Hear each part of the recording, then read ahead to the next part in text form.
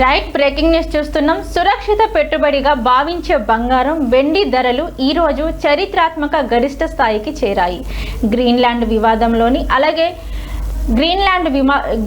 వివాదంలోని నేపథ్యంలో పలు యూరోపియన్ దేశాలపై కొత్తగా సుంకాలు విధిస్తామని అమెరికా అధ్యక్షుడు డొనాల్డ్ ట్రంప్ హెచ్చరించడంతో ఇన్వెస్టర్లు బంగారం వైపు పరుగులు పెట్టారు. దీంతో అంతర్జాతీయంగా, దేశీయంగా పసిడి, వెండి ధరలు కొత్త రికార్డు సృష్టించాయి.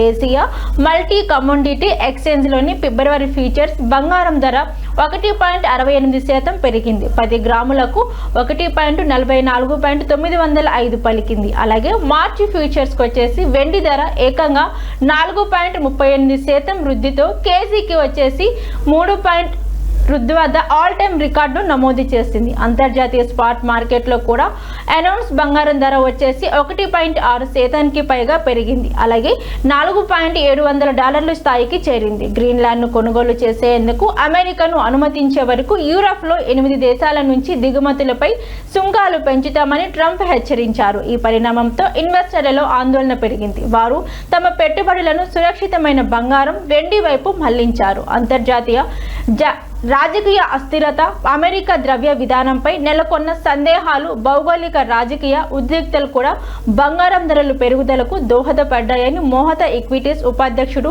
రాహుల్ కలత్రి తెలిపారు. సౌరశక్తి, ఎలక్ట్రిక్ వాహనాలు, ఏఐ వంటి రంగాల్లో వెండికి పెరుగుతున్న డిమాండ్ కూడా దాని ధరల పెరుగుదలకు కారణమవుతుందని, డాలర్ ఇండెక్స్లోని ఒడిదుడుకులకు, సుంకాలపై యుఎస్ సుప్రీంకోర్టు తీర్పు నేపథ్యంలో ఈ వారం కూడా బులియన్ మార్కెట్లోని ఒడిదుడుకులు తప్పవని విశ్లేషకులు అంచనా వేస్తున్నారు.